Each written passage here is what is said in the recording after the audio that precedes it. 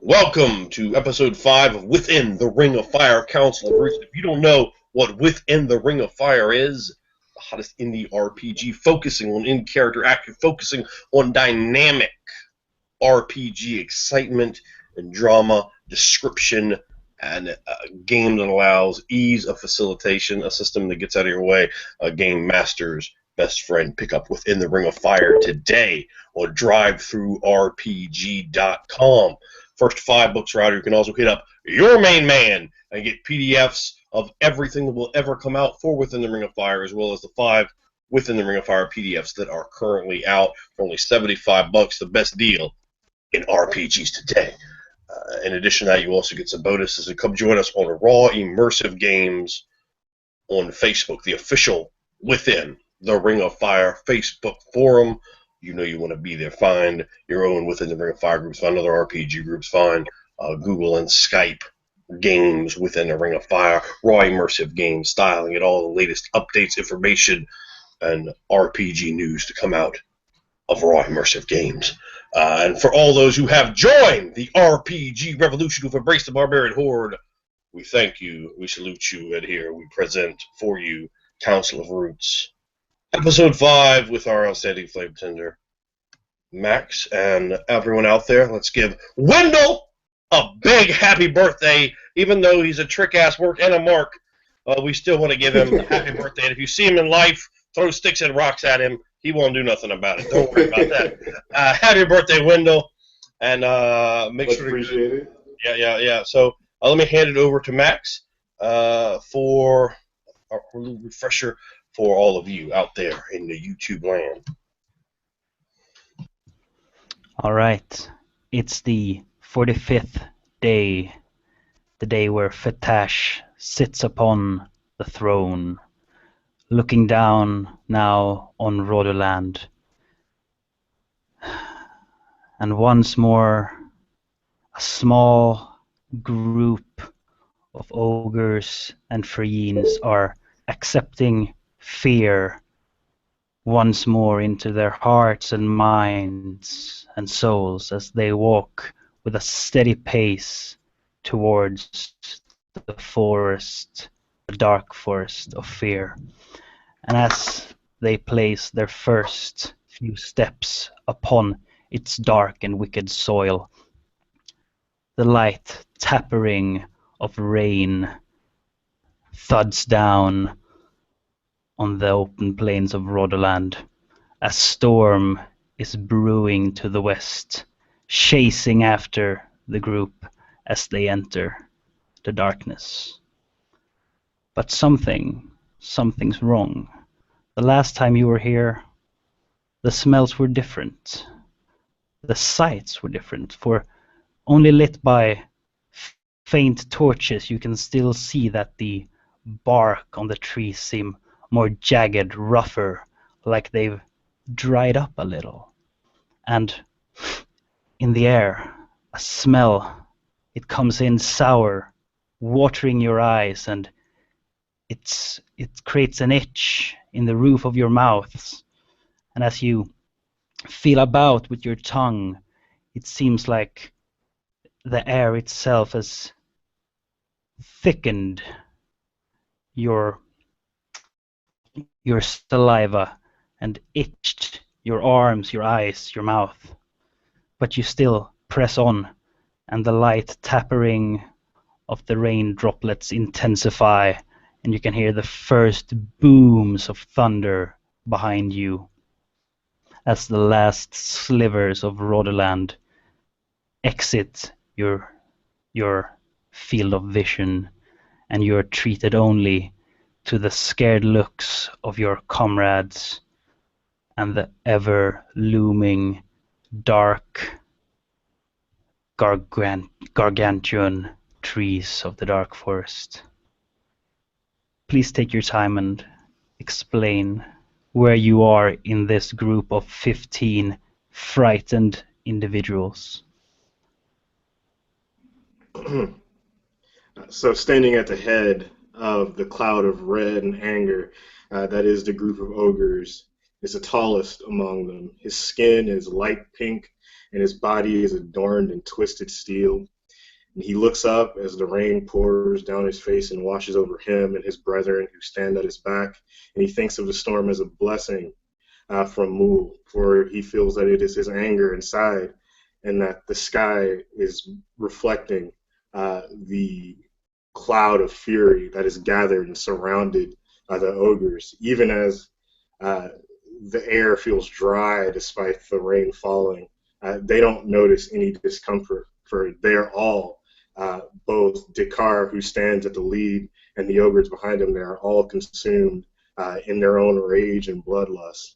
And as they approach the shadowed massive trees, they brandish their axes, and Dakar runs his fingers along the rusty nail-studded ogre sling, and he directs his companions, "Cut the trees down as you pass them. Leave nothing standing before your wake. Today they will feel our fury," he says, and the ogres shout out in a resounding howl and scream as they make their way towards the dark forest, leading the pack of ogres and the rest of the community.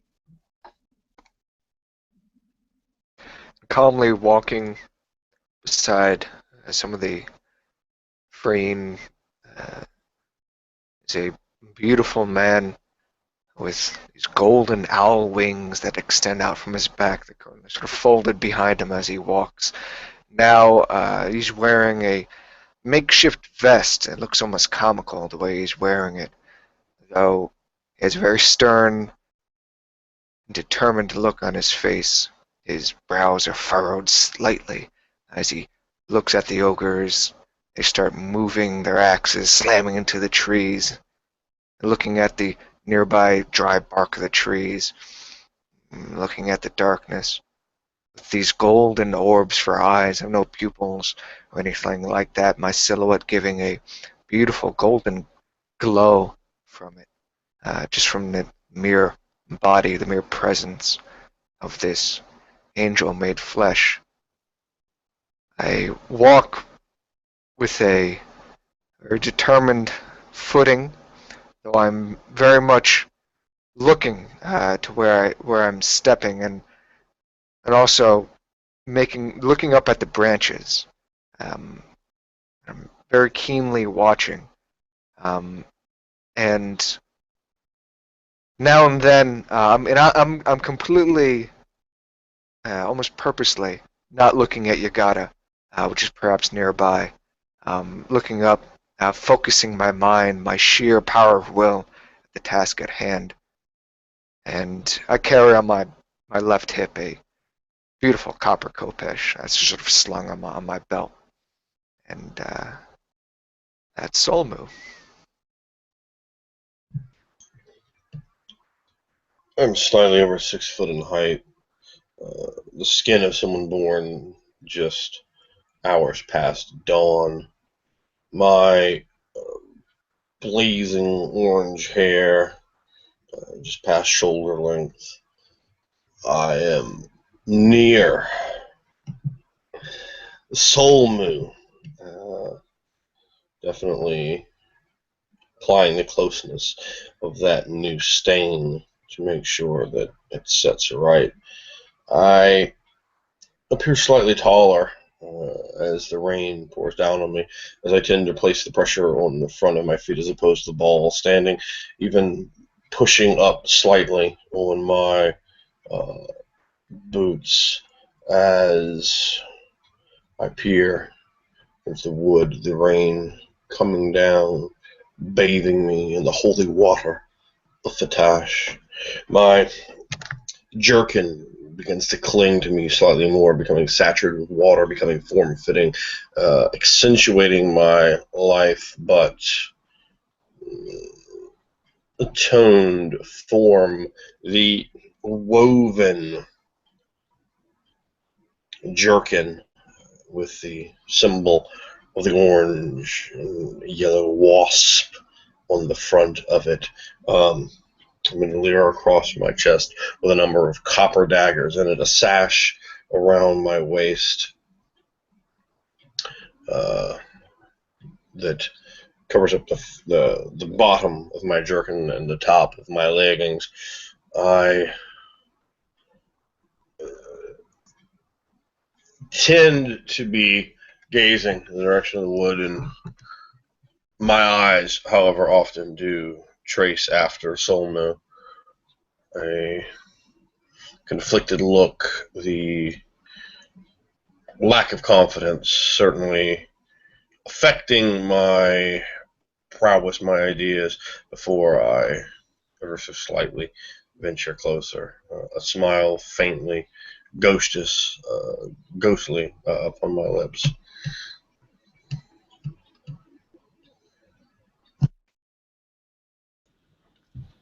And then I suddenly like turn towards you, Yagata, and I still have a very sort of hard look on my face, and I look up at you, and then I just I don't say anything, and my look doesn't change. I just keep a very serious look, and then I continue looking past you, sort of in the darkness, and I continue sort of looking around, almost completely.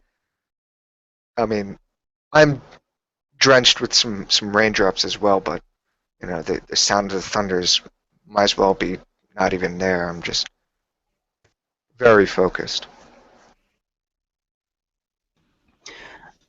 And trailing just slightly behind Jagada is the outcast, the one who has made allegiance with darkness, who have allowed her soul, her heart, and her mind to be tainted, made unpure, the one called a hag, a witch, the herbalist Jagada.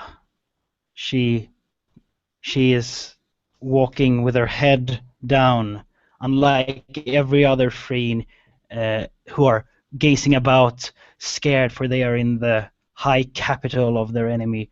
But she walks with her arms down by her sides, her head tilted down, looking at her feet as she moves in the indentions that Jagada's boots make, being careful not to come too close to anyone, as soon as she does, mean glares and sometimes curses are thrown her way, for she is seen as a traitor, and everyone is on edge at this point.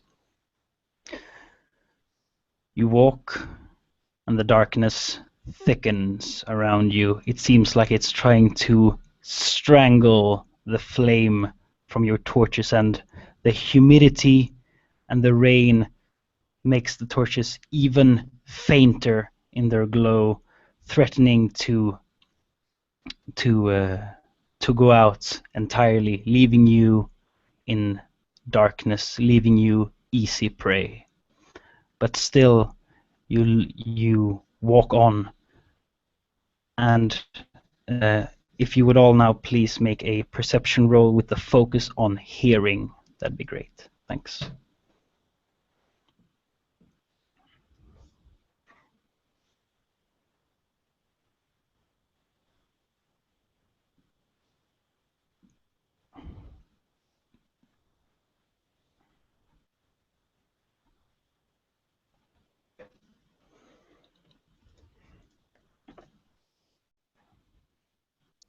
$22. 22, okay.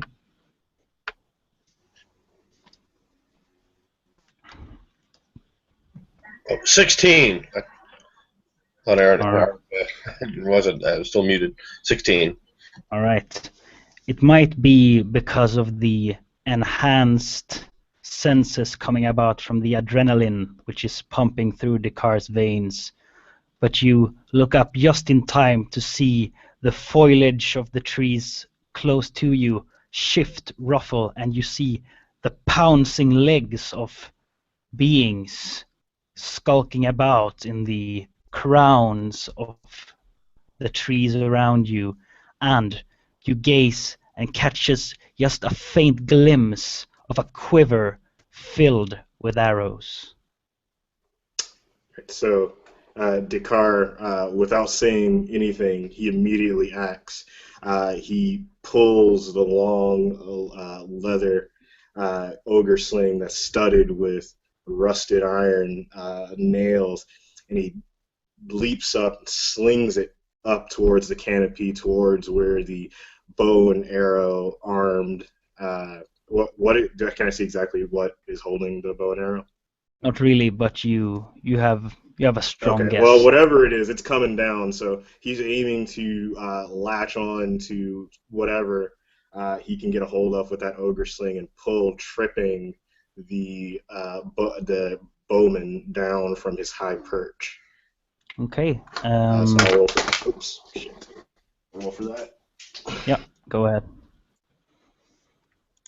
I'll make a counter roll. All right. Okay. 9 plus 13.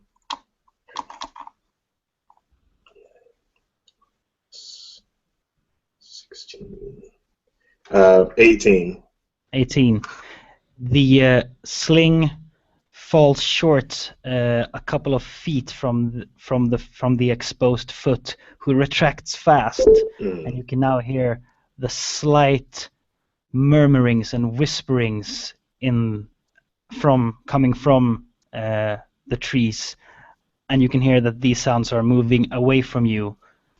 But this has attracted the attention of everyone in the group, as these voices are easily heard, and it's now clear that these are a Mihangi, I guess, climber party, skulking the trees around you. My wings immediately flutter We're out. under attack.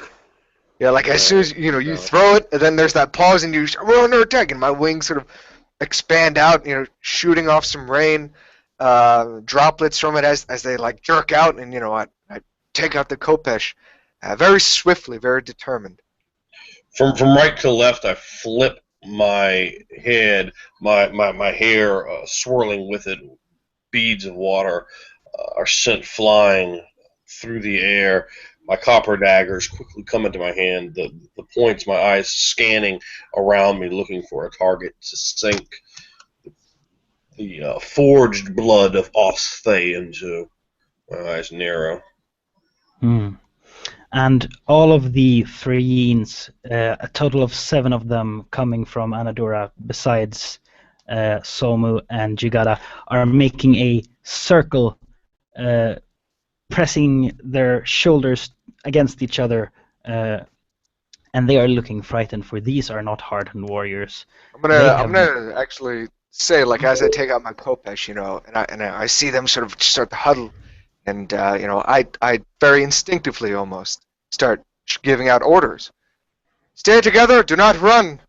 That is what they want. I grip my teeth, and I hold the Khopesh in 2 hands, as I sort of raise it up to get behind me and form a circle around. Then I hold it sort of in 2 hands, almost awkwardly, as it is meant for one. So as soon as Dakar is able, while everyone stands around and takes formation at Solmu's command, Dakar is going to attempt to climb the tree as quickly as possible that the bowman was perched upon, thinking that perhaps if he's under the bowman and that he's directly down, he presents a more difficult to hit target. And I'll act when it's my turn in the initiative, or however we want to do that. Okay, we could do... I do not in any way take any sort of command from this male. That would, of course, be absolute folly. Getting us all killed as males, as well documented and known, are very poor at military judgment, and their eyes are are particularly bad in dark settings. So I ignore such nonsense and continue to scan, ready to bite with the precision of a hornet. Then please roll your reactions to determine who goes first. All right. The same. Mine's 17. 17 over here. Mm-hmm. 16 plus. Once again, please, Ander, what did you have? 17. 17, thanks. Sure. I got a 21. 21, all right. I rolled great. And yeah, thanks. Okay. So this means that Somo, you take the lead. All right, I'm gonna sort of looking I'm looking where Dakar threw his ogre sling, and I'm looking there, and I'm looking up in that sort of general direction, and I see him making his way, like he's gonna tackle a tree or something. I don't know with these ogres, but I look at the other Frayne, and I see Yagata, she's completely ignoring me. There's that hurts me a little bit, but then again, of course, and I'll have to try again. In which case, I face all the Fraynes, and I expand my wings in sort of a glorious fashion. I hold my Khopesh high. Do not show fear to your enemy. Stand fast. Stand together. We will defeat these that stalk in these branches of wood, of dreaded pine. We will stand against the darkness. We are the light. They will know our fury. My large eyes grow nearly saucer-like with the flurry of your speech. My heart shivers slightly, sitting down unusual emotions through me as I actually step back to such a degree my foot lands in a poor place with an old pine branch snapping it loudly under my heel as I now stare at the glory that is you. So no. Stand together. And then after I say that, I give them very sort of a hard look, and then I continue sort of scanning up, and I kind of fold my wings, getting ready to, if I see someone up on a branch, I'm getting ready to get at them. I don't know if you want to roll for me, Max, but No, that's fine for now. Dakar, it's your turn. All right, so when Solmu screams out the word fury, Dakar embodies that word as he ascends that tree. The dry bark makes for perfect handholds as his large ogre mid-hands literally tear into the bark as he makes his way in a furious speed up that tree. And at the end of his climb, right when he gets close to that branch, he's going to leap off and attempt to grab the Frayne, or the Mihangi. So I'll roll for athletics. All right, first make a roll to climb, please. All right. Oh, awesome.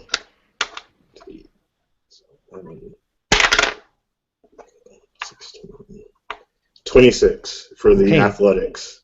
So and then he has a 14 in jumping, so he has a 28 for the jumping. Okay, so you make this impossibly high jump for your weight, grabs hold of the tree, and pulling your way up, you gain a couple of meters on the tree trunk, on the stem, and you look around. So please, Somu and Dakar now make a perception roll to try to spot the Mihangi.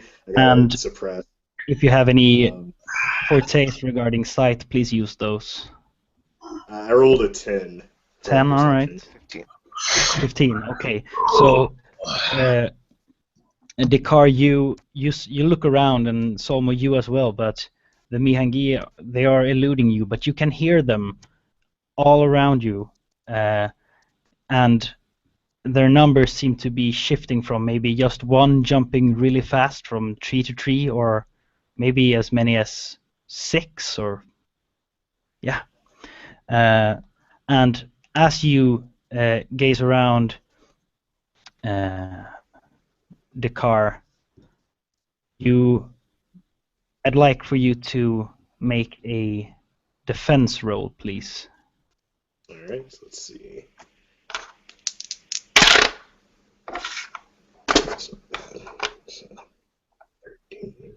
17. 17. And you, in the corner of your eye, illuminated by Solmu, standing as a a lighthouse almost. You see the faint glimmering of an arrow coming your way, and you grasp the trunk, move aside as it jams itself right where your left thigh used to be. So after the arrow narrowly misses his left thigh, he's already leapt from his position atop the tree. And he grabs for a branch as his athletics allow him to do, but he finds that his weight combined with the metal that now adorns his body causes the branch to tear as he grabs hold of it, and he falls down towards the mossy and wet ground of the forest bed. But, Dakar is super athletic, and he's skilled in jumping from high places, as furious ogres are wont to do. So as soon as he hits the ground, he rolls and lands, allowing himself to not be injured by his fall. And in a crouch, he looks around, searching for the bowman who he swore was atop that treetop, and he does not find him. He shouts, "Come and fight me, you cowards! Come and stand before me!" And with those words, it's Yagada's turn. At this point, from my location, I haven't seen anything, though. This is correct, yes? This is correct, yeah.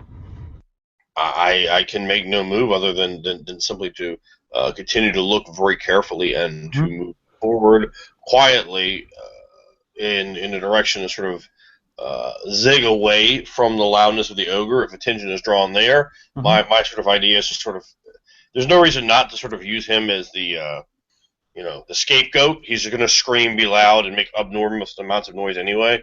So my idea is to sort of, he's in front, to sort of move around and away so that I can maybe nail anything before it gets to him.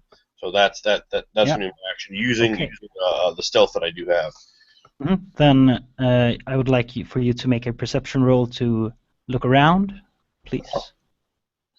I'm going to score a 14. 14. Yeah, and your stealth roll, if you wanted to make one of those. I would like to make that, thank you. Yeah. Ooh, an 8. I'll note that. Oh, an 8, yeah. I only have a 1. Okay, so I'm going to have a 24.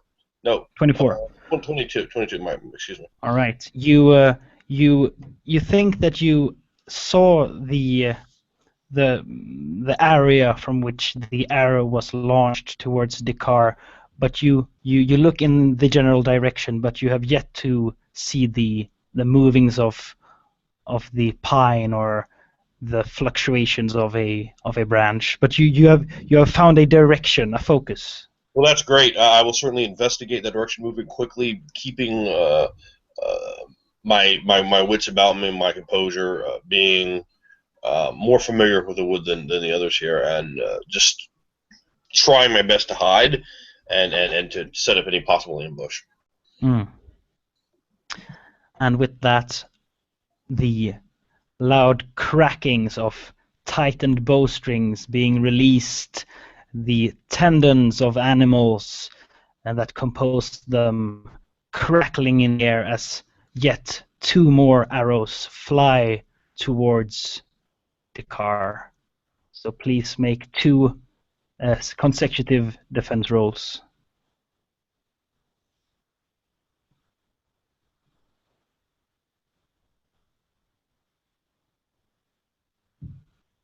The first one's 23.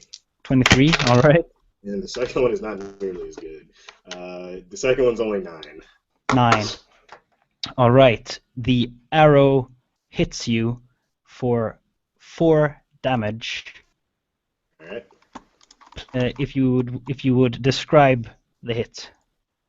All right, so the arrow slams into his shoulder, and despite the narrow and tiny arrow, it packs a lot of punch, perhaps because the drawstring made of animal tendon was heavy, and he steps back and he looks at the wound, and first he feels a pain, but then the pain is quickly transformed into the storm of anger that already is boiling within him. He grabs the arrow and pulls it out. And he looks towards his men and he shouts, "They hide behind these trees. They're cowards. Cut them away. Cut them down. The They're dry, and Mool has blessed us this day. Cut down the trees and burn them to sustain your torches. And so he tries to get the other ogres around him to just start systematically cutting down the trees around him and lighting the fallen trees on fire to slowly burn a path around them and to cut away the trees that their enemies are using to hide. Sure. And yeah, the ogres, a party of 6, gets to work, large axes, thunk, hitting the trunks. And as soon as they have made a slight gash in them, a wedge, they lunge themselves towards them, cracking rather than cutting. And they all go for the same tree, the one where they, in the general direction that Jugada was looking.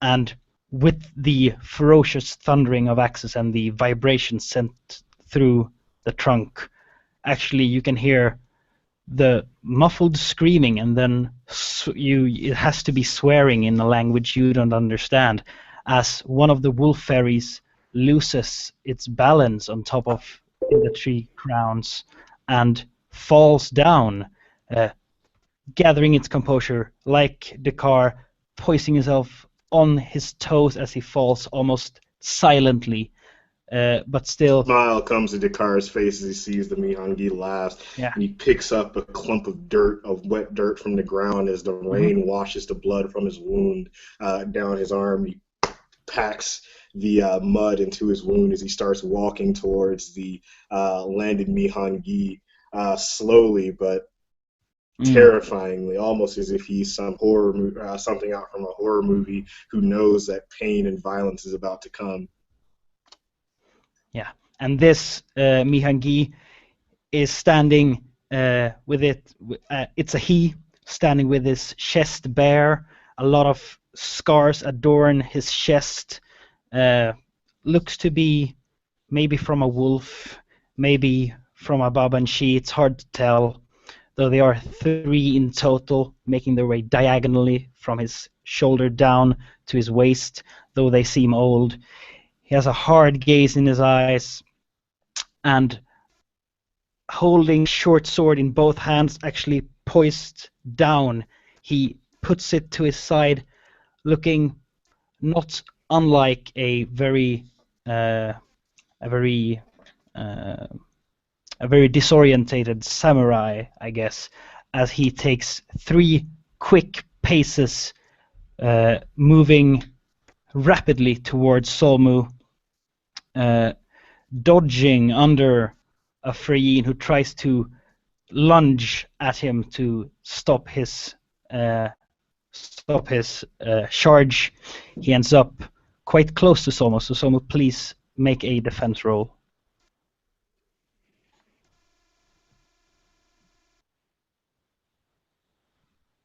19. 19? Yeah. Okay, so you evade the strike coming from the angered Mihangi. So please, if you would describe how that is done. I should also know he takes a -2 penalty. Yeah, for, when he charges, he has a -1. or just attacking me straight up. As yeah. I do glow like Okay. the sun, and they don't like that. Oh yeah. Oh yes, thanks. My benefits of being me. So I was looking one way, and then I start to see him at the corner of her eye, and like wraith-like, I could barely see his legs moving as he suddenly gets real close to me, and it's almost like slow motion. My left wing goes up to sort of dodge his blow, and then I sort of do a hard pivot, very dancer-like, as I hit my shoulder, like I sort of raise my wing, and I like kind of hit him with my shoulder to bump him off, to bump him back away, and then I'm swinging back around to get at him. Okay, and Jigara, this Mihangi came from exactly the same direction that you were sneaking towards, but he landed a couple of 8 feet, I guess, from your the center of your vision, and you are, I think, about to go for him as one arrow lodges itself deeply in the ground, just centimeters from your left foot. But Somu, it's your turn. Because I finish with the overhead arcing. I lunge back at him as I sort of body check him or shoulder check him away. Then I dash forward towards him, trying to get at him. Okay, roll please. I got a 14. Yeah. 15. You made a direct hit for him. Please tell me how much damage that hit would do. That'll be 5 damage, 1 armor surpass. Okay. So that's enough to slay him. Please go ahead.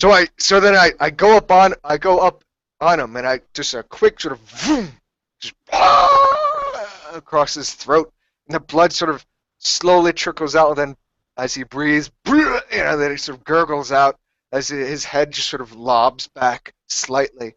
Its last few tendons snapping before falling apart, like his head just falling back completely. He falls. Immediately ragdolls and falls limp down to the ground, and a hard cut like that. And I expand my wings again, and I, what Dakar said, I shout out again an order: bring fire to their trees, bring them down so we may cut them. Again, trying to use my presence, my aura to inspire them to hold fast. Yeah. All right. Thanks. Dakar, it's your turn.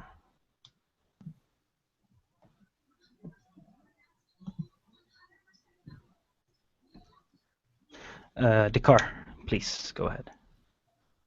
You there? He seems, yeah.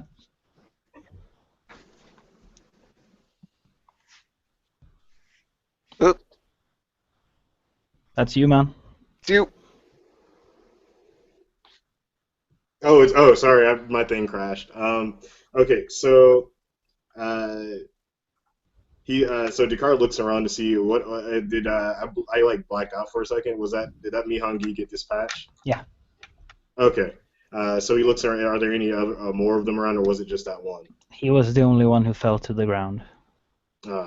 Okay. So Dakar, he grabs an axe from one of his ogre companions, and he just begins to assist in cutting and burning a path through the forest. And so as they do that, as they light fire to those dry trees, the flames expand, and when the rain hits those growing fires, it creates a shroud of steam that follows the ogres. It's almost as if the steam itself is radiating from the heat of the ogre's body as they shout and scream and beckon every Mihangi in that forest to their location, taunting them and destroying their dark sacred forest. And retribution for Faragher and every ogre, a part of the labor union, who has fallen in an attempt to protect their home from the assault of the Dark Forest.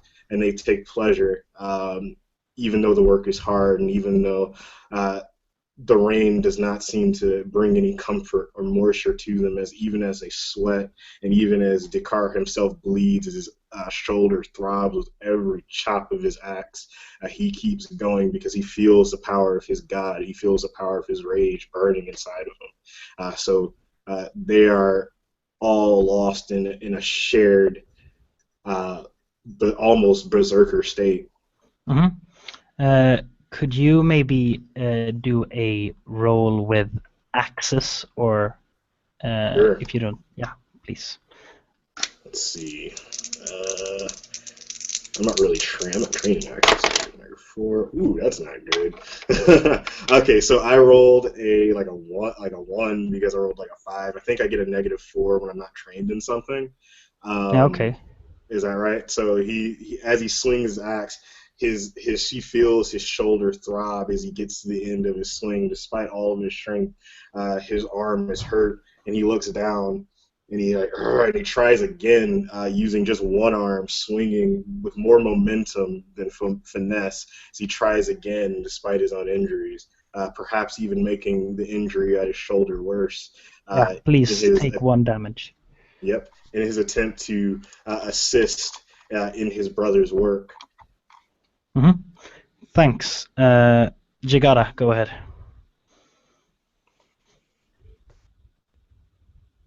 Well, at this point, as the individual who's lying near my feet has been dispatched, all I have really is an arrow to go by. I'm going to continue to slink out in the woods, seeing the, again, tremendous calamity and commotion made by our companion here. I will use that much as I have before, and I'm trying to get out well into the lead. And just for the record, I do of course have very high grades in outdoorsman, so I'm going to try to and pretty decent in stealth. I'm going to try to slink out past him, sort of hook around. I'm trying to find and catch whatever's out there that's trying to pick us apart, and then get in a position where I can sort of counter strike that from their own horrible shadows. Use that against them. So I guess your perception and another stealth roll, or what would you like? You can use your old stealth roll. That was a 23, right? I'm not mistaken. Maybe. Yeah. Okay. I wrote it down, so it should be. Sure. Yep. Just making sure. And you make your way, skulking stealthily, the area from which the arrow was launched, and making your way around a particularly large tree, yet unharmed by the flames and axes of the Freeans and Ogres, led by Soma and Dikar. You actually catch one of the Mihangi unawares. He is 6 meters. I think that's like 15, 20 feet up, climbing down a tree, using a dagger to gain some stability. But he's nearly straight up from where you are, and he has not seen you. How many feet away from me is he? Well, let me double check. About 20? 15? I'd say he's 19 feet from you. Okay. Straight up. Yeah, well, I don't need that exact, but okay. Well, at that point, I guess I'm a little far away from him to continue to make movements towards him. But if I may, I would like to throw some daggers and see if we can get those in the spot. Please do. Thank you. Please do. All right. Okay, that's going to be a 22. 22. Yeah, he. Go ahead. He is dispatched. Excellent. Gripping a copper dagger in between my fingers like this, blade pointed down this way. I'm moving slightly lower to the ground than my live 6'1" frame, soaked with the water of Fatash, as I slink through the shadows, using their own horrid devices, their own filthy, hideous trees and the shadows they provide against them, learning the ways of my enemy, the ways of Aramon and Ajira, and how to best use those to sever the life strings of his followers. The blade flicks without being seen with the eyes of any of these filthy Ulfar. Flying through the air, it lodges directly in between the two vertebrae of his spine, severing his spinal cord. My copper dagger, forged from the blood of Althe, found upon the golden lands of Rotalin. The copper digs into the creatures of darkness's spinal column, severing it, the spinal fluid welling around the thin, deer-skinned hide of the creature, causing that dark puddle to grow circularly over the course of time. Tears fill its eyes as its eyes twitch and blink uncontrollably as motor functions leave him as he held his dagger. His hands become unbelievably weak as he crashes from that height of the tree, suspended in air, falling hard against the dried pine straw and the wet pine straw that covers it, cracking it, and causing that smell of rot to rise and perfume the air, the smell of rotting pine straw, as his body hits against the ground, driving the dagger further into him, lodging it in his back, severing his spinal column. Though he does not die immediately, horrid pain comes upon him, and he is himself feared, filled with the fear. Not the predator, something's prey, laying helpless there upon a carpet of dead pine straw, wet and soggy, those smells, alas, to fill his nose. And there is no fear in the air other than his. Awesome. Thanks. And you can now all hear the screamings and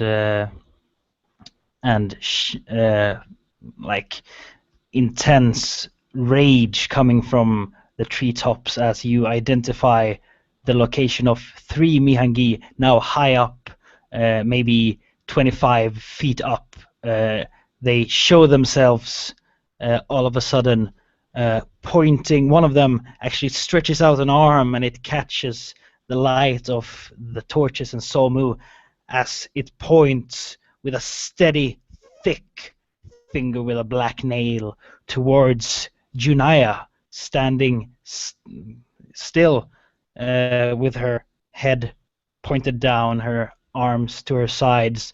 Unlike all the other Freeing, she displays no fear, no fright, just apathy and a disconnect with the things that happen at large. They make these they speak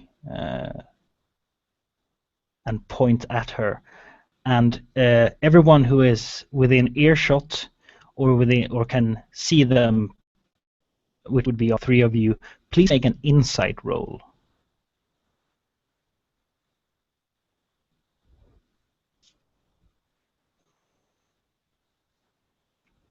Got a 15.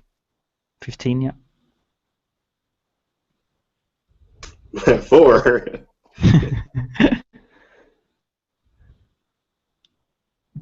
Also a 15.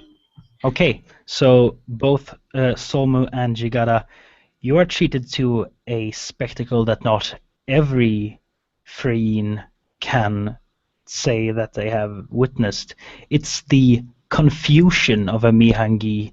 As they point towards Junaya, they seem confused, slightly upset, and shocked. And with these words, they retract, they flee from the scene, leaving you standing now only with the some ogres still trying to barge down on the trees. But other than that, silence once again at your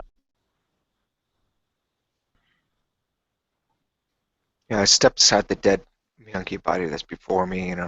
I don't even touch its head. And my foot was about to touch it, and then it swerves over it.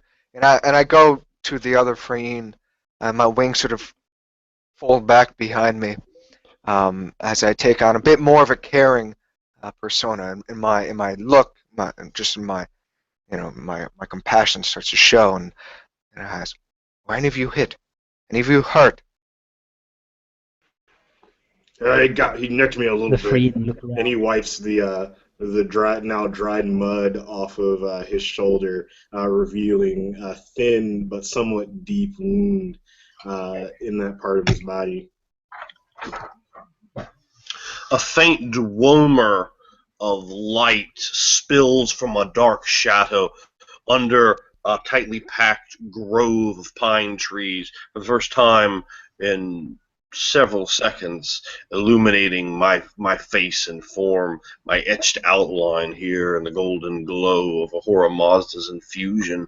I look to my head, my neck snaps towards you, my eyes fixed and focused on your form, slightly gently roaming it, and my mouth in an uncontrollable smile at the care that they, as you properly should, show our community. I look at you, as you approach, And I look at your face, and then you could see me just sort of look at your shoulder and like at your arms. Then I sort of nod, seeing as you continue sort of walking, and looking that you are unharmed. Um, but we are all here together. We are all well. That was but a taste of what is to come. The further we go into these dark woods, the more attention that we will gain, surely. It'd be better I'm sure if your all actions are powers shown. came at once. Are they going to send one at a time to come at us? No, I highly doubt that. This is their home, Dakar. I'm sure there are many. And we will burn it down. All of it. I enjoy your enthusiasm, but let's take a bit more logical approach. Remember that we all must stay together. Or not he's run. seeing the vision. The Must path not that we run when burn they now show will make it themselves. easier to find our way out. Yes. Did you guys hear what I just said, or was Sorry. I? No, I didn't. Sorry. You guys didn't hear that? No. No, I'm sorry. Yeah, I think I broke up there for a second. I said I move over to the Mihangi who I had slain. I roll him over, pulling the dagger gently from his back, dislodging from his spine, causing blood to pool on his alabaster skin. I wiped the copper blade, cleaning it in an unsullied portion of his deerskin tunic, and then I stalk quietly towards my companions. Still, the dweomer of gold about me actually slightly heightened as the joy of my face is unrestrained in the form of a smile at the closer knit our community is becoming here, even in the face of the dark wood. And I say, the Ofa, they are monsters. This war will not be done until, and I look at the final tiny little stain of a drop of blood on my dagger. There are no more daggers to hold their blood.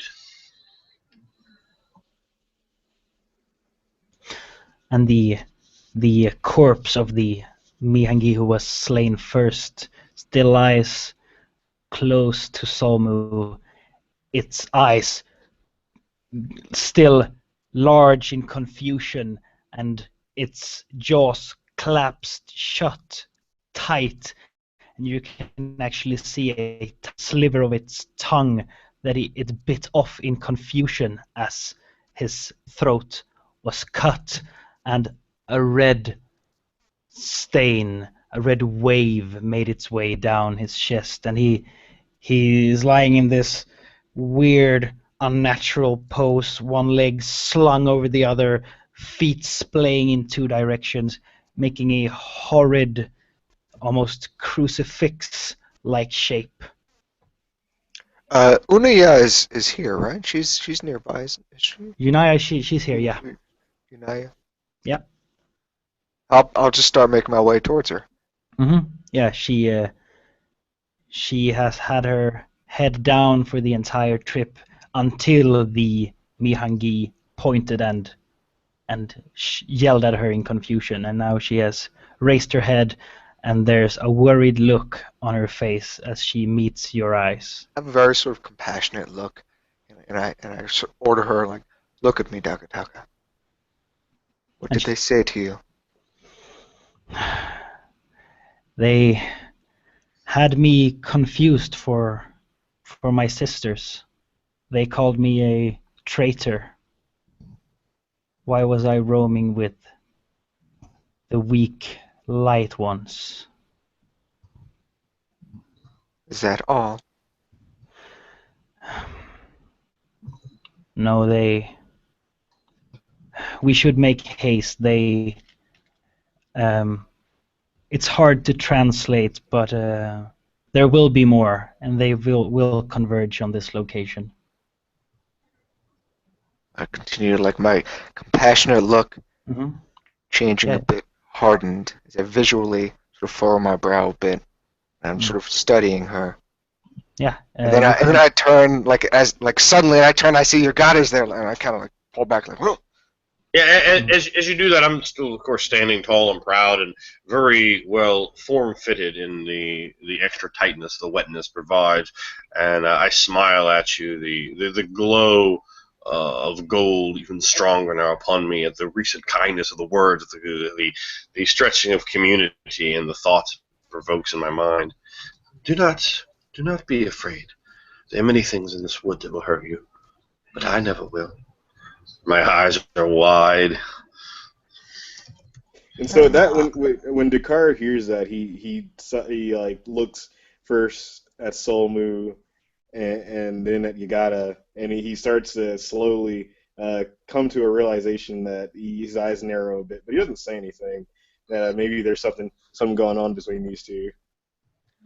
And then I raise my voice a bit higher after pausing a moment, looking at her. I don't smile. I keep that sort of hardened look, focusing my mind again. And I raise my voice. We must all move from this spot at once. Leave the bodies where they lay. Onward. We should toss them into the flames so they can feed the fires that'll burn this place to the ground. In regards to the fire, slightly at that. yeah, in regards to the fires, trying to light the trees have yet proven unfruitful, as both the rain and the composition of the trees are making it hard for them to light properly and keep a steady. Though axes seem to do the job just fine. Do as you wish, Dakar. Make sure you are quick about it.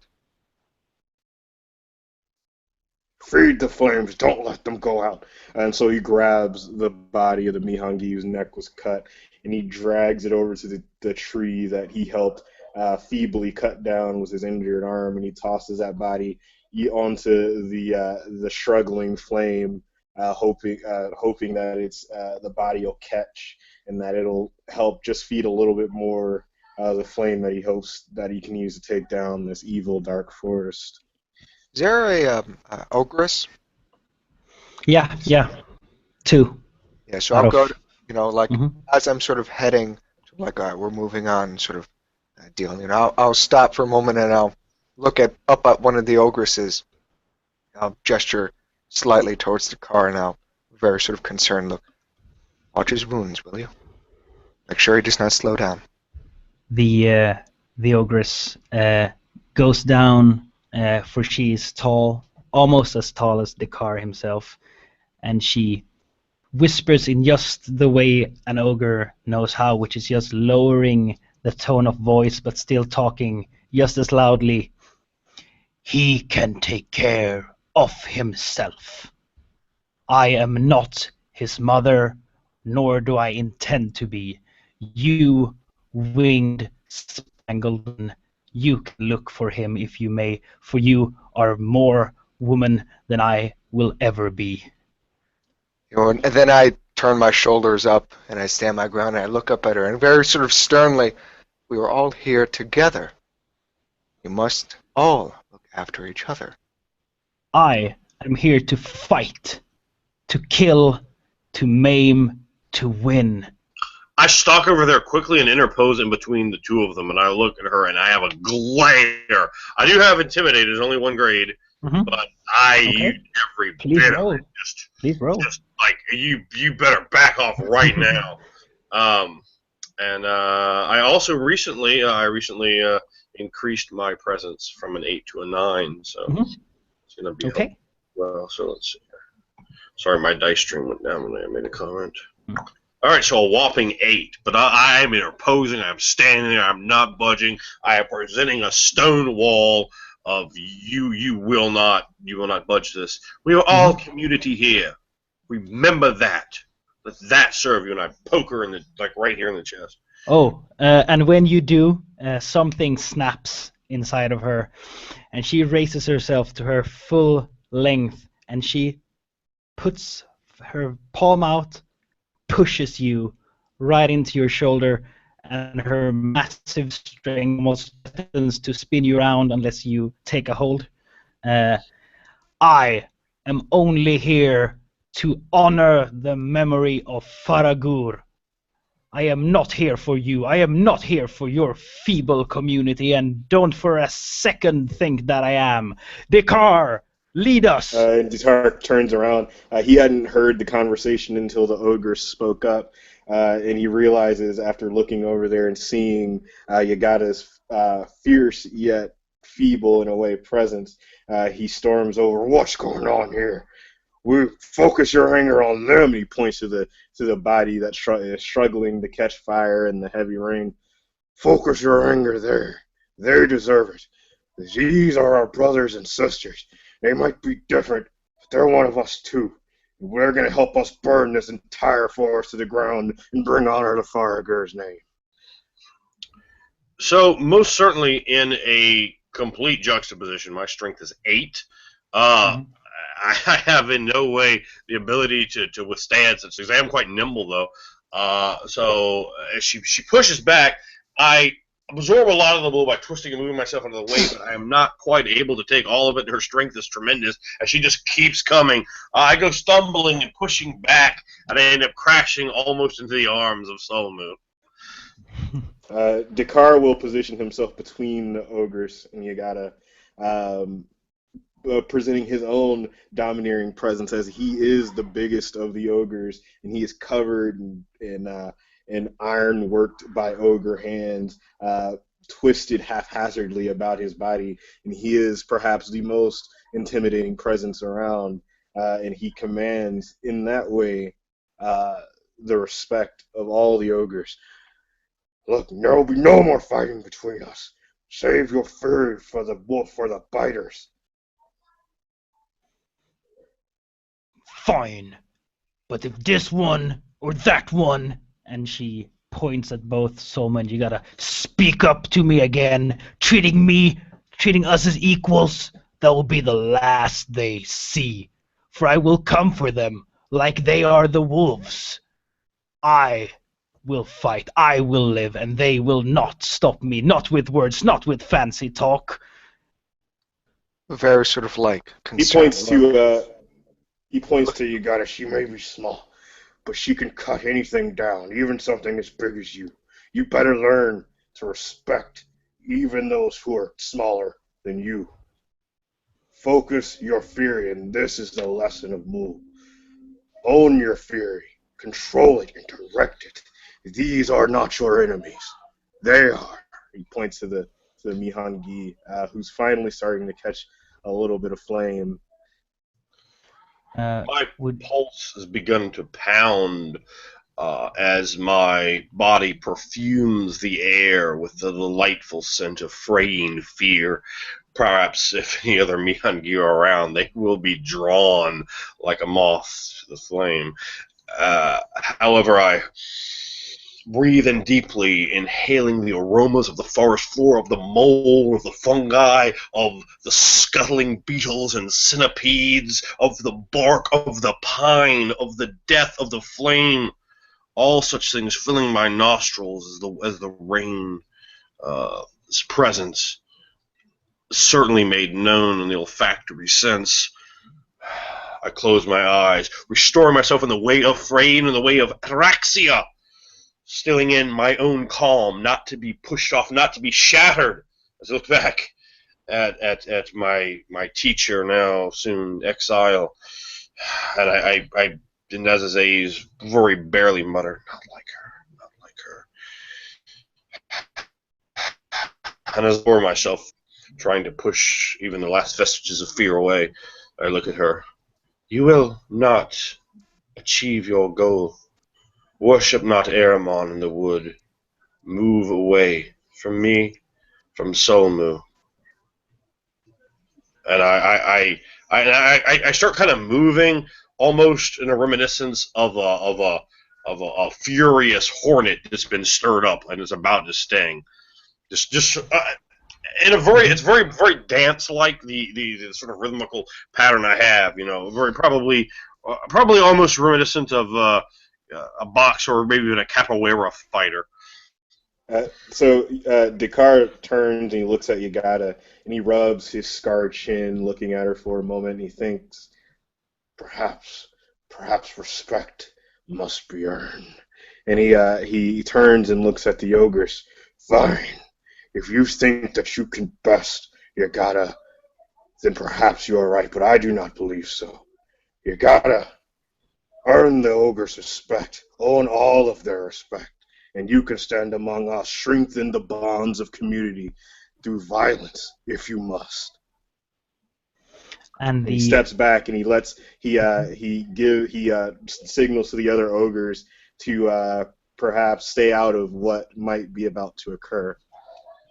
And the ogress looks now to Dekar, who has proclaimed the strength and valor of Yagata, and then she looks at Yagata and then back to Dekar. Will you not sing my praise? Talk about my strength. You talk about this little beekeeper as she would be some sort of miracle sent upon us to rescue us in these darkened times. No, these fists will do the talking if need be. But I wish not to stand in this soil and let it consume me. I am not filled with fear. Do not think that for a second. But I will not waste my energy upon beekeepers. That will be the last thing I do. Then if you will not prove your mettle with the strength of your arms, then stay silent and follow the command of your betters. She falls back in line with the 5 other ogres. I dance around, waving and weaving my fingers most dexterously as the blades dance in between the space, much like this, sort of slipping and becoming nearly part extensions of my own fingers, as if stingers protruding from my hands. Mm-hmm. And then I sort of look at Yagata, and I'm sort of watching. I have a very sort of concerned look. Then I sort of continue moving on. I do not press forward, I merely maintain my space. I do not back down, though in my stomach I do feel slightly sick. And if you will not fight, then let no one else question Yagata's strength. Do you understand me? We do, but... Yes, Dekar. We knew what we got ourselves into. One of the male ogres has stepped forward, maybe claiming to be the most well-spoken of the 6. Direct us now, for we are a current best held quick. Cut and burn! Cut and burn! This is my commandment. Drive your way through the forest and bring the Mihangi cowards, bring all the biters, bring them to us so that we may crush them. I must raise a voice in this matter. Unaya speaks now. We should try to be as quiet as we can, please. Somu. Quiet? Yagata, Dekar, listen to me. Fight will come. Blood will be spilt, but what good will it do if we are slain on their doorstep when we try to reach their master bedroom? Do you want us to walk quietly and meekly into their traps? This is their forest, and as long as it stands around us, they will have an advantage. We need to bring it down. We need to raise the fires of war so that they will come slow to us us down. because they must. Too much, Dekar. Though I enjoy your enthusiasm, as I have stated, and your courage, we cannot do this. It does not make sense for us to stalk around in the darkness of the forest, waiting for them to pick us off. It's better to draw them to us. A Freyine male who has previously not made much noise, a man named Hallan, speaks now, and he is filled with fear. You can smell it on him. He's like a shining beacon to the Mihangi as the fear almost expunges from him in large droplets of sweat. The ogres will have us killed. They be our demise. They are screaming our presence to every being in this forest. Quiet down! Silence, coward. They can smell you from a mile away. They can see better than all of us. This was a mistake. We should head back. Grab hold of your ataraxia, brother. Please make a I guess a presence roll, or is there any Diplomacy. skill that you feel appropriate? Diplomacy. Yeah, please. That'd be great. Got a whopping 10. A 10. He quiets down, but still looking very alarmed. But he has instilled doubts in the ranks of the 7 Freyin who follow you. Dagataka, you will bring us to this doorstep. Successfully do this, and perhaps Dazazir will smile upon you for a moment. Yes, then please, this way, and she points with a straight arm in roughly the direction you were traveling before the ambush from the climbers. And like as she does that, I just look at Yagata, and Yagata, I just give you a really look like that's a trap. Like she's obviously lying, kind of thing. Like I kind of go to nod my head, and I sort of really. I do the same. I look at her, and I just look at her, and I just look at her, and I just look at her, and I don't say anything when I turn. Very well. Then let us burn a path in that direction. You gotta direct your anger and fury there. And he points in the same direction that she pointed. You I gotta look if over to her, you nod my head. I'm sorry. What, Max? if you'd like, you could make an outdoorsman roll to see if you can if you would pick the same direction as she. I will. Mm-hmm.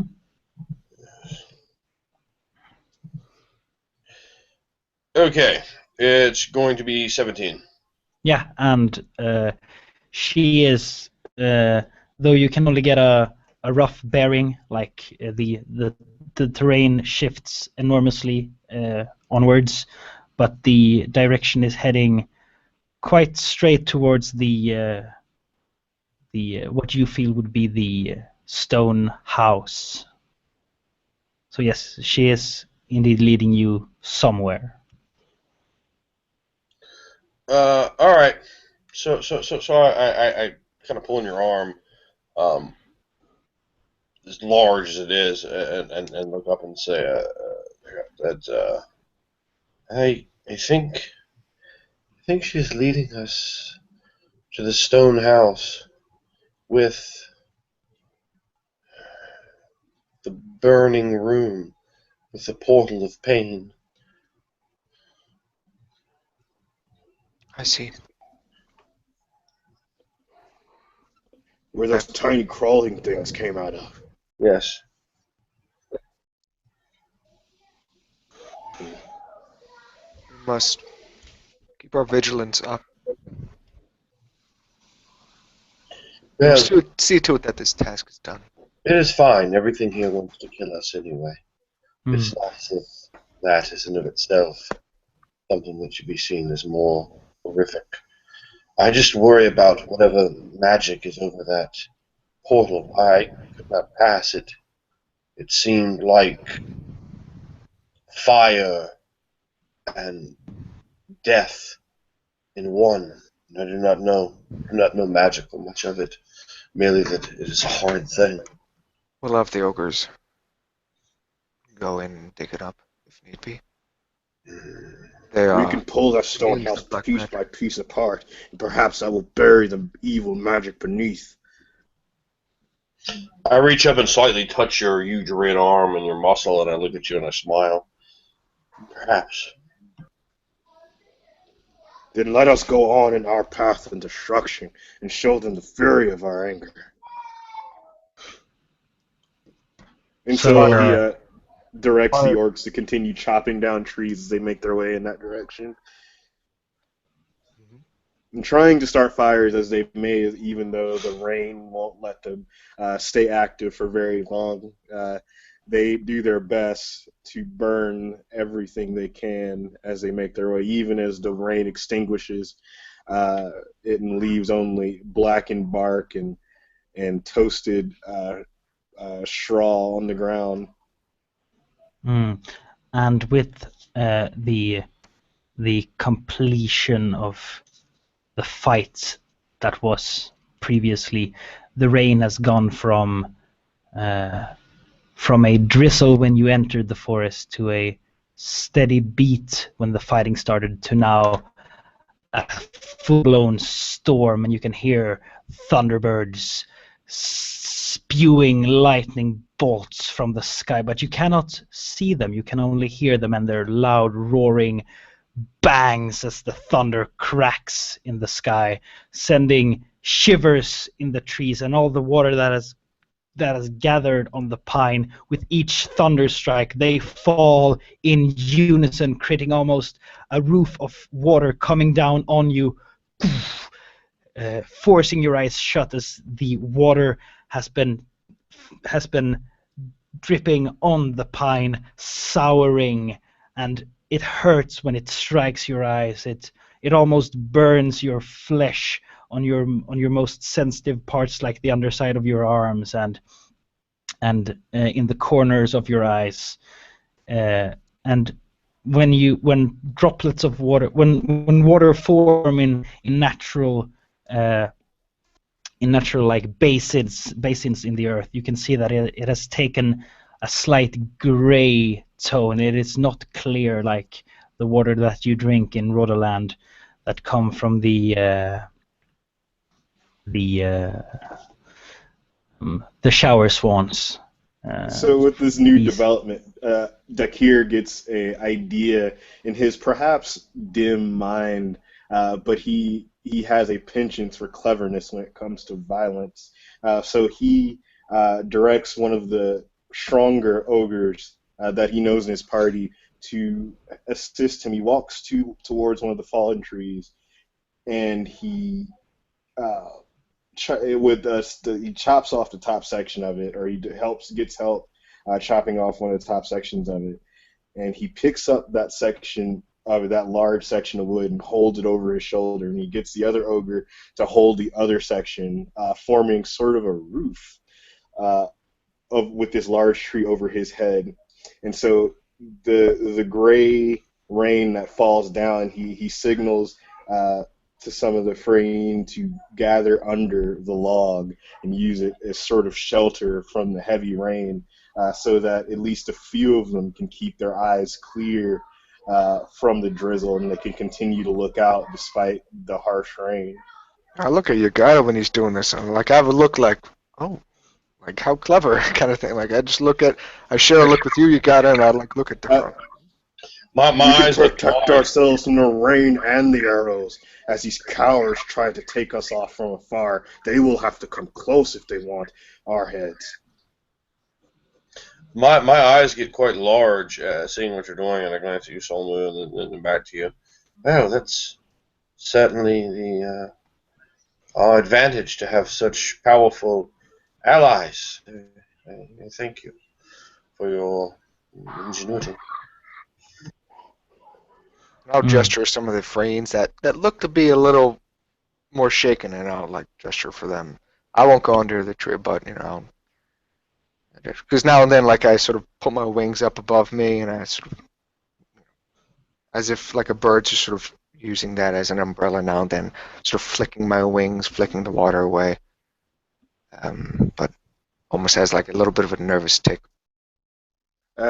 So Dakir says to those who've gathered under the tree as shelter, "Keep your eyes open. I cannot see in this heavy rain, and I will be dependent on you to watch as those coward biters come for us."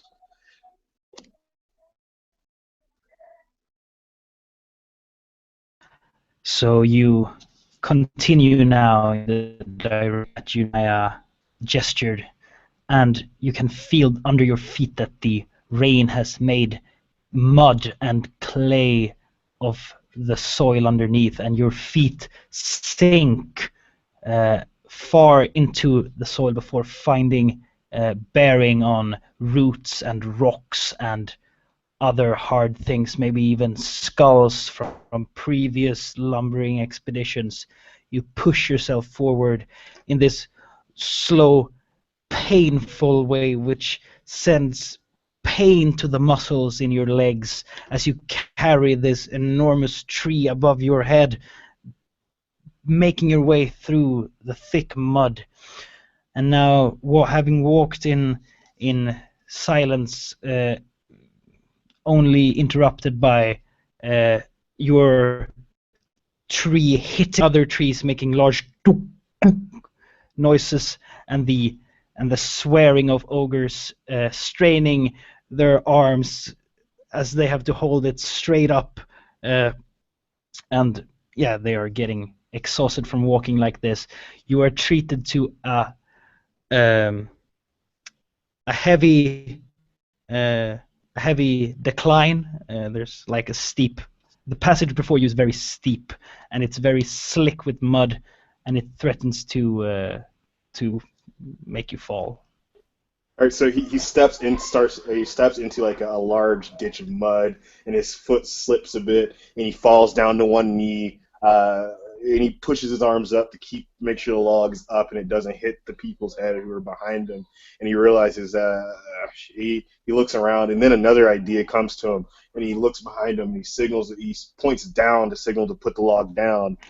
So they put the log down, and then the cure sits on the log, and then he will ask those behind him to start to push, and then at the end they will jump onto the log and ride the log down the decline of mud, slippery. So this can get them through. This is going to shoot them through faster towards wherever the decline ends. Sort of bobsledding on the massive log.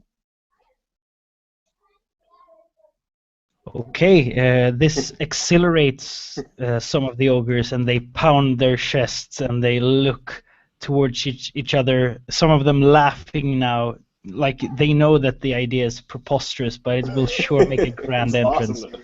And the slope is the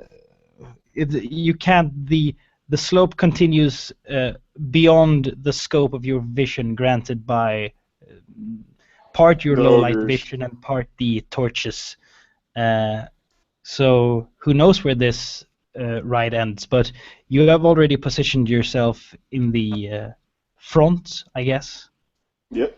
Yeah, and two ogres grabs the crown on the other end, using it as a way to hold on, and they start pushing their way through the dirt, and the tree now hangs suspended, part of it still on firm soil, part of it with you at the end hanging now in the air, and you feel when your feet let go of the earth. And just before the log starts into its momentum down the slippery slope of mud, he turns to the rest of the ogres and the rest of his community, and he says, "Witness!" And then all the ogres shout, "Witness!" And the tree, from having been suspended, finally gains enough weight on the other side as it enters this almost 35-degree slope, and it quickly gains speed in the dirt, the wetness, and it slides, dragging up furious amounts of soil behind it when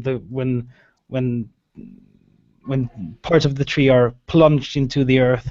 And be it your ogre weight and be it the heavy slope, it actually starts to amass some acceleration. But okay, well, I'll be fair. It doesn't make it very far before it slams into a tree, blocking its passage, sending you flying. Please make a acrobatics roll, Dakar. Okay, that's fine. As you're thrown from the tree.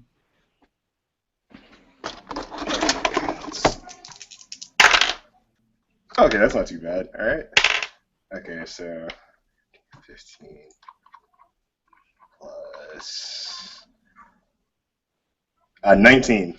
Okay, and as by a miracle your head is not smashed open on the nearest tree, you instead fall to the earth, roll a couple of times over yourself, and then start a slide in the mud, propelling you for a great many seconds before you finally come to a still, having loads of earth being pushed up on you, almost making you seem like you are sitting in a throne, but not elegant at all. And you have So Dakar rises from the mound of mud, and he's covered head to toe, almost blending in with the now saturated environment around him, covered in mud, looking like some sort of golem of iron and mud and dirt and blood, and he looks absolutely terrifying. Oh, you actually, having twisted and tumbled so much in your makeshift armor, you are pierced by one of the metal blade, the iron blades, and I would like for you to take 1 point of health damage. All right. What's going on at the top of the slope? Just look at that and sigh slightly to myself. I'm standing perhaps very close to Solomon and watching the ogres as their extreme unorthodox tactics and antics very much confuse my well-ordered sensibilities, and at the same time weigh that against the perhaps usefulness it may cause in perplexing and defeating the Mihangi or whatever sort of horrors might wait and lurk for us in the wood.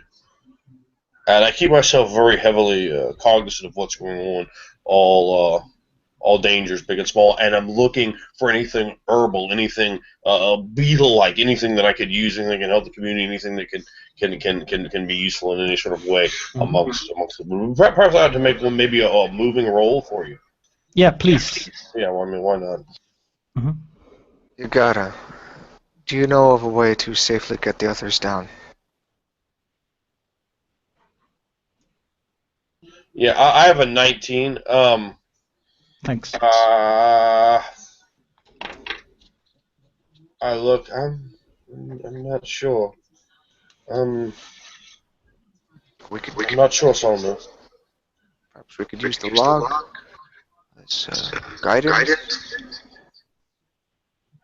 You think so? And I'm examining the log. When this conversation is starting, actually, you can, when you look down, you can see 2 figures emerge from having crawled in the mud. They propel themselves upwards, almost like a metal spring behind the car. There are 2 of them, each pushing their legs into the back of the knee of the car, wanting to fold his legs. So the car, you were screaming like "witness me" and all of this, so I'll dictate that this time you are not aware of their presence as they pull you down into the soil, each of them pulling out a dagger on either side of them now, having trapped your arms between their thighs. Everyone, please make a reaction roll. Do you want me to make one too, or Yeah, please do. Please do. All right. Let's Most see. of all. All right.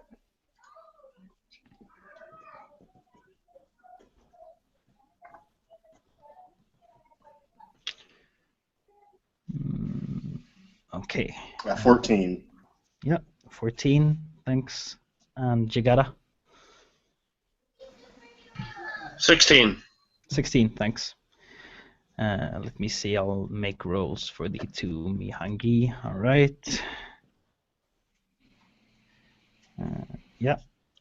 Okay, and then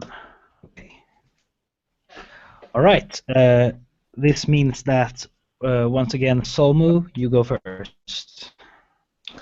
So, I'm looking at Yagata, like, what do you think? And then I see that, like, my eyes go wide, and, and my wings kind of shoot off a torrent of rainwater as they unfold, and I like as they're unfolding, I start running, and I jump off of the ledge, and I glide down. My wings extend as I glide down, and I'm just gonna try to get at one of them. You said was on the.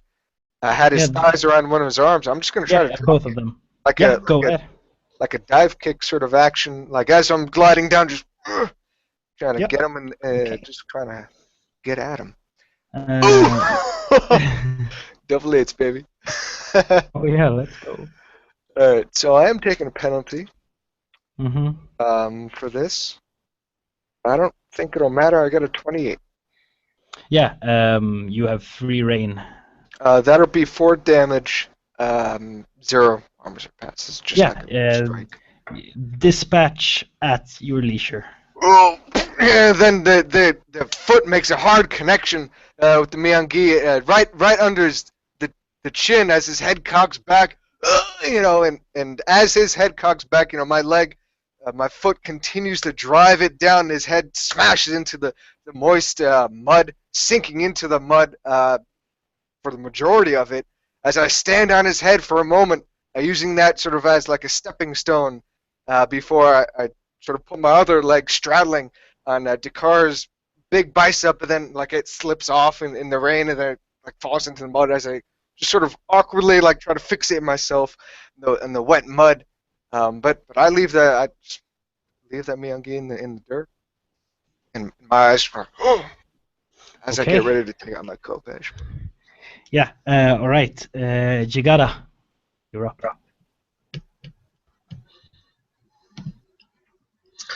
Okay. 24.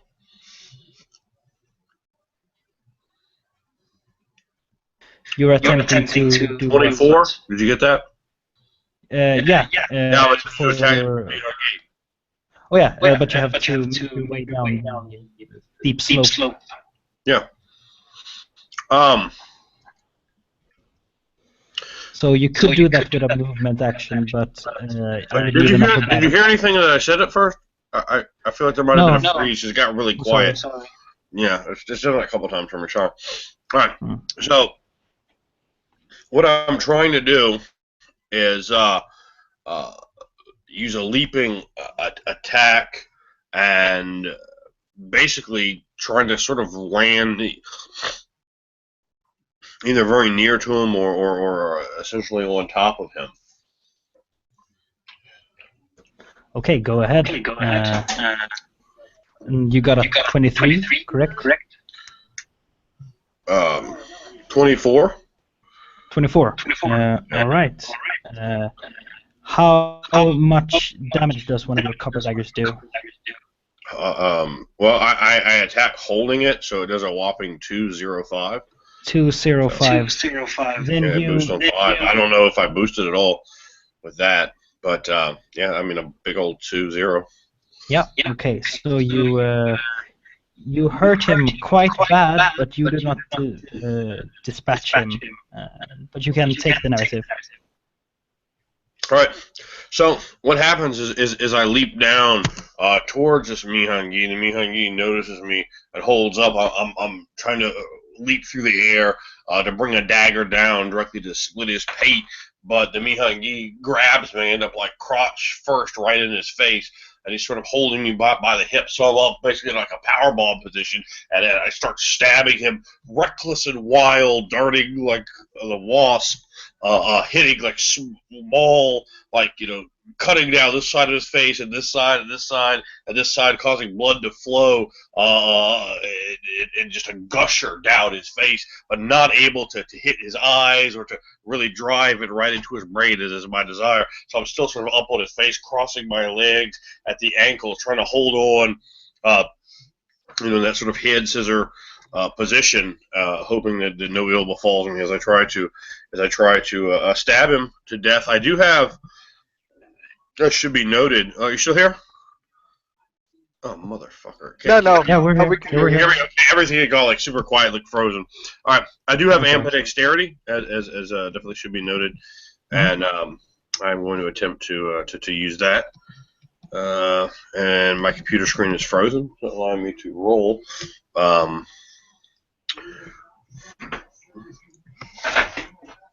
Why don't we go ahead and pass it to the next person while I try to get the computer caught up here, and then we come back and get my thing in.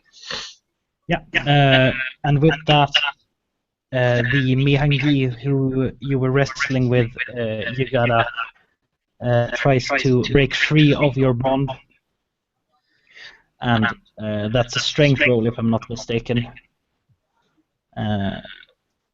And I'll give myself the authority to say that she, the Mihangi, she rolls back, pushes you aside as your blows have connected your stabbings, and she gets on her feet and lunges with both her hands, grasping her dagger, almost hanging horizontal in the air as she lunges towards Somu. So Somu, please make a defense roll. I will. Alright, so yeah, I had to jump off. What's going on right now? The Mihangi pushed herself free from you, gained her purchase once more, and then lunged towards Somu, and we're doing the defense roll. Oh, so she's not attacking me, the one I jumped on top of. She focused her attention on Somu. Okay. What was the defense roll? Yeah, 15. 15. Yeah, so she actually... do you have any armor rating that I should be 3 aware of? armor rating. 3 armor rating. So even though she uses her whole the weight of her body, she doesn't. Her dagger strike doesn't amount to much. It doesn't pierce your armor, but it indents it and it hurts. But you could take these blows all day, and she falls on top of you, then rolls off quickly, and she's up on one knee next to you. And I just like to bring up, I still had another action as I do have ambidexterity. oh yeah, okay. I'm a double dagger fighter. So she throws me off. Her face is now cut up, and the blood pouring down her ivory skin as she staggers towards my left. I sneak up behind her in the pine straw. Just well, let me make the roll here. All right, so that's going to be 20 on the second roll. 20. Okay. Well, no, excuse me. 21 because I already attacked her. 21. Okay, 21. And she does not make the defense. So, you do 2 damage, correct? Mm-hmm. Yeah, did I boost it all on her? You got a total of... What was your total? A 21. Yeah, okay. Yeah, you boost 1, so that's 3 damage, which actually makes you dispatch her. So thanks for that. And I grab her hair like that, pull it back, twist it hard, yank her head back. I have a glare of hatred. She had the audacity to try to snatch this beautiful, wondrous thing from me, from the world, from my community. And I take the dagger and I draw it across her jugular, opening the white flesh, causing the blood to pour, soaking into her clothing. As I look at her, the disdain, the hate, the frenetic frenzy of emotion playing across my typically serene face as I carve her open, leaving her blood to die. That rich, heady scent of Mihangi blood fills the air. I take her hair that I pulled back, yank it back, exposing her neck, causing the muscles to pop out of the hole before I drop her to the ground unceremoniously, leaving her in her own fluids. And I kick her hard in the ribs her enjoyment. And she doesn't die immediately. She's trying to hold in, gurgling with the blood that comes into her mouth, a coppery taste, holding in her throat. But she does die. And the car, it is at this moment that you come to after being slung to the earth, and you find yourself with two Freyin on top of you instead of the two Mihangi that were there just moments before. Yeah.